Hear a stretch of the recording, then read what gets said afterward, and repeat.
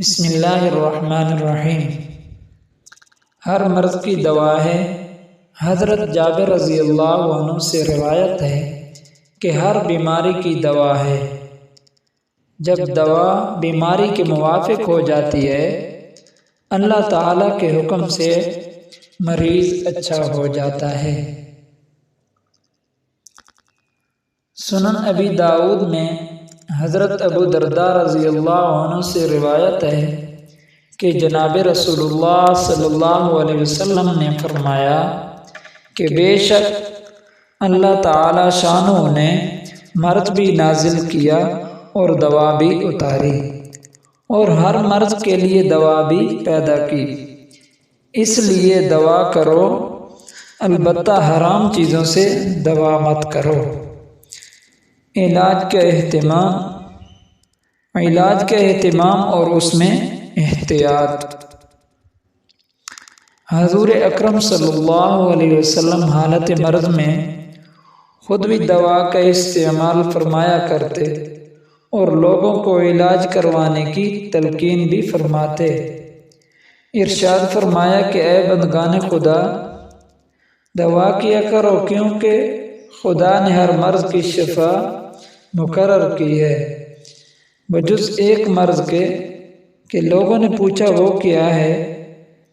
آپ صلی اللہ علیہ وسلم نے فرمایا بہت زیادہ بڑھاپا۔ حضور صلی اللہ علیہ وسلم بیمار کو طبیب حاذق سے علاج کرانے کا حکم فرماتے اور پرہیز کرنے کا حکم دیتے۔ حرام اشیاء کو بطور دوا بھی استعمال کرنے سے منع فرماتے۔ ارشاد فرماتے کہ اللہ تعالی نے حرام چیزوں میں تمہارے لیے شفا نہیں رکھی۔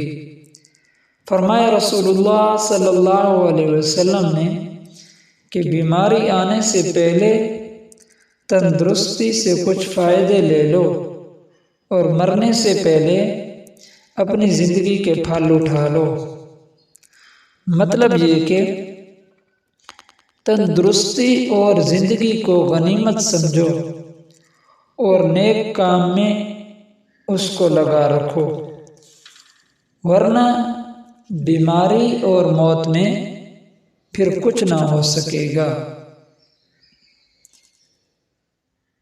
موت کی یاد اور اس کا شوق۔ حضرت ابو ہریرہ رضی اللہ تعالی عنہ سے روایت ہے کہ رسول اللہ صلی اللہ علیہ وسلم نے فرمایا کہ لوگوں، موت کو یاد کرو اور اس کو یاد رکھو جو دنیا کی لذتوں کو ختم کر دینے والی ہے۔ حضرت عبداللہ ابن عمر رضی اللہ عنہ سے روایت ہے کہ رسول اللہ صلی اللہ علیہ وسلم نے فرمایا کہ موت مومن کا تحفہ ہے۔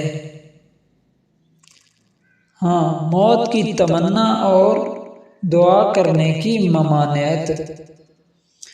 حضرت انس رضی اللہ تعالی عنہ سے روایت ہے کہ رسول اللہ صلی اللہ علیہ وسلم نے فرمایا کہ تم میں سے کوئی کسی کو تکلیف اور دکھ کی وجہ سے موت کی تمنا نہ کرے اور نہ دعا کرے۔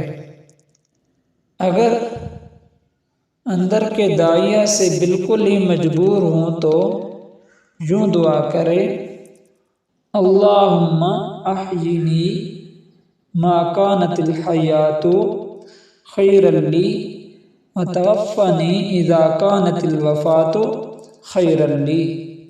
اے اللہ، جب تک زندگی میرے لیے بہتر ہو اس وقت تک مجھے زندہ رکھ،